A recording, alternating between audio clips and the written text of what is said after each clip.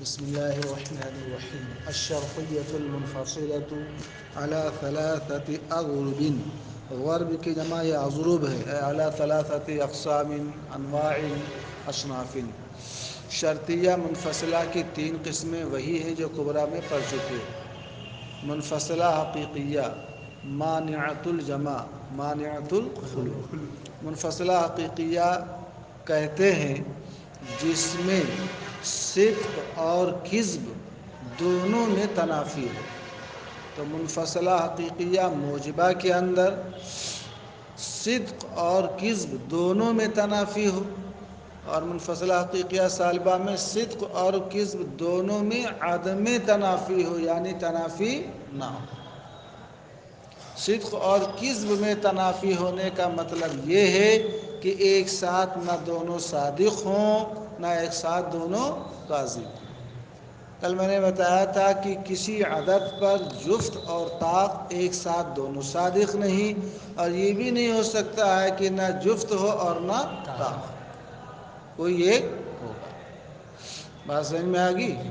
اور عدم تنافی ہو، بات سمجھ میں آ گئی؟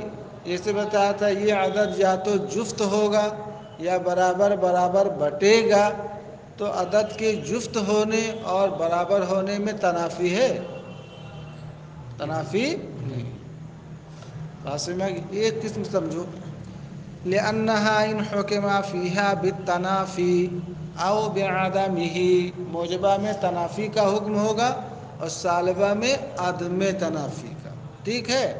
اب حقیقیہ میں صدق اور کذب دونوں میں تنافی یا عدم تنافی کا حکم ہوگا، اس لیے کہ اگر اس میں تنافی یا عدم تنافی کا حکم ہے بین النسبتین، دو نسبتوں کے درمیان، دو نسبتوں کے درمیان تنافی یا عدم تنافی کا حکم ہے، کس چیز میں؟ فی الصدق والکذب معاً، صدق اور کذب دونوں میں. کانت المنفصلۃ حقیقیۃ، تو منفصلہ کیا کہلائے گا؟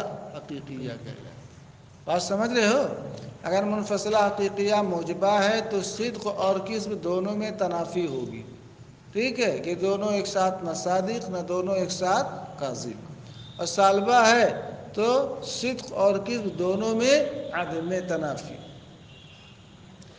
کما تقول، جیسے کہ آپ کہتے ہیں هذا العدد اما زوج او فرد، یا یہ کہہ لو اما ان یکون هذا العدد زوجا او فردا، یہ گنتی یا تو جفت ہے یا طاق ہے. جفت طاق سمجھتے ہو نا؟ جفت جو برابر بٹ جائے، طاق جو برابر نہ بٹے.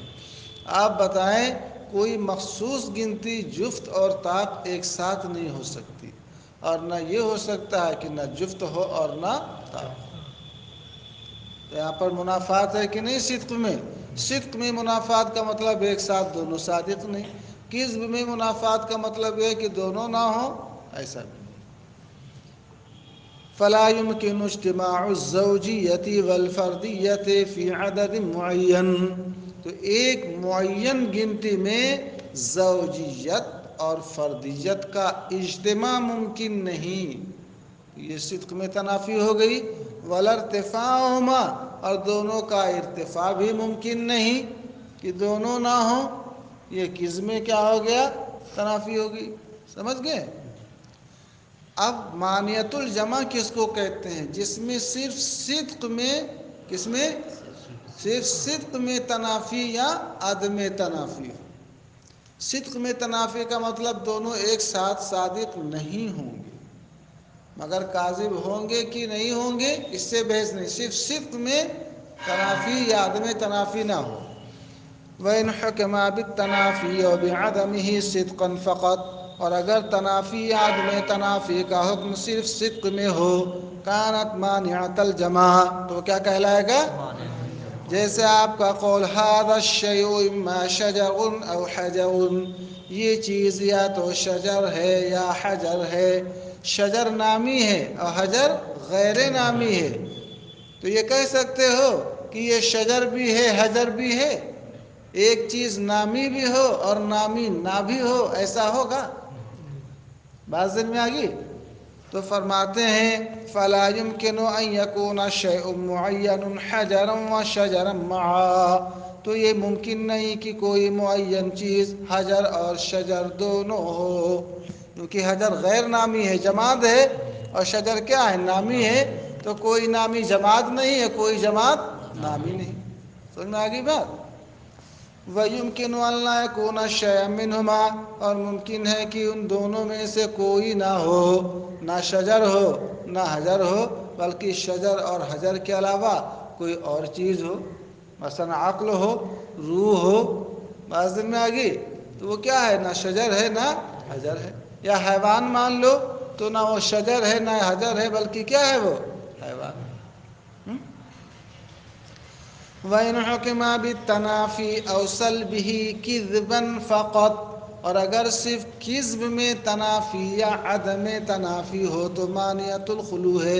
کذب کا مطلب کہ دونوں نہ ہو، ایسا نہیں ہوگا، مگر دونوں جمع ہو جائیں یہ ہو سکتا ہے، دونوں نہ ہو ایسا نہیں ہو سکتا۔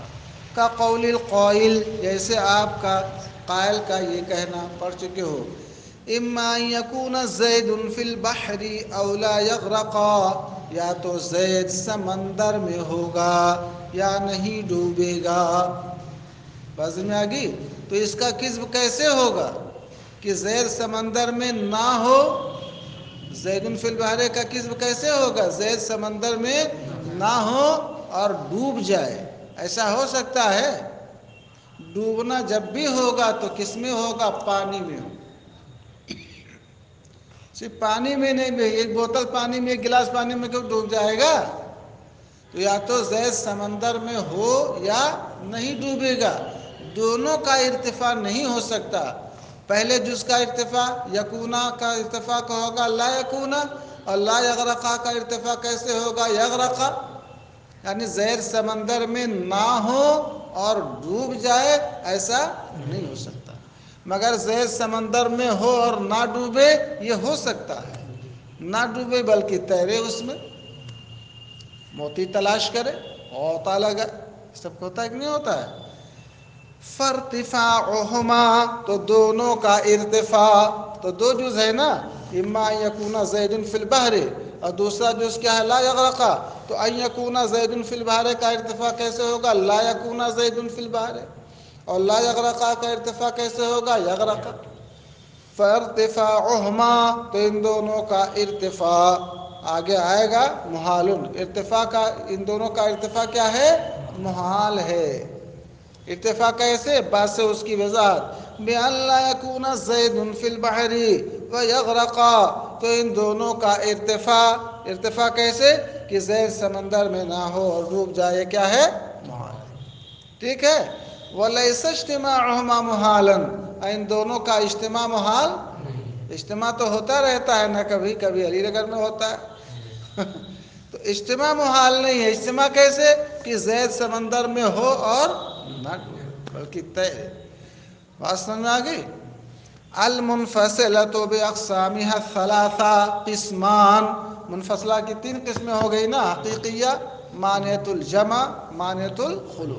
منفصلہ اپنی تینوں قسموں کے ساتھ، یعنی منفصلہ کی ان تینوں قسمیں کی دو قسمیں ہیں، تو حقیقیہ کی بھی دو قسمیں، عنادیہ اتفاقیہ، مانعۃ الجمع کی بھی دو قسم، عنادیہ اور اتفاقیہ، اور مانعۃ الخلو کی بھی دو قسم، عنادیہ اور اتفاقیہ۔ عنادیہ اتفاقیہ، عنادیہ نام ہے، العنادیۃ عبارۃ عن ان یکون فیہ التنافی بین الجزئین لذاتہما، عنادیہ یہ ہے کہ دونوں جزوں کے درمیان تنافی ان کی ذات کی وجہ سے ہو۔ کس کی وجہ سے ہو؟ یعنی مقدم اور تالی کی ذات خود ایک دوسرے کے کیا ہو؟ منافی ہو۔ جیسے جفت ہونا اور طاق ہونا خود ایک دوسرے کے منافی بالذات ہیں کہ نہیں منافی؟ اور اتفاقیہ نام ہے اس بات کا کہ اس میں تنافی صرف کیا ہو؟ اتفاق سے ہو۔ بازی میں آگی؟ تو ہم نے آپ کو دکھایا کہ زوجیت اور فردیت یہ دونوں ایسی چیزیں ہیں کہ خود ایک کی ذات دوسرے کی ذات کے کیا ہے؟ منافی ہے۔ بات سمجھ میں آگئی؟ حار ہے، بارد ہے، خود ایک دوسرے کے بذات منافی ہیں کہ نہیں منافی ہیں؟ شجر ہے اور حجر ہے، جو شجر ہے وہ حجر نہیں، جو حجر ہے وہ شجر، دونوں کی ذات ایک دوسرے کے منافی ہے کہ نہیں منافی؟ بس میں کی اتفاقیہ پڑھ چکے ہو کہ اس میں بذات منافی نہ ہو بلکہ ایسا ہو جائے۔ چلو اتنا دیکھو، پھر آپ کو بتائیں گے۔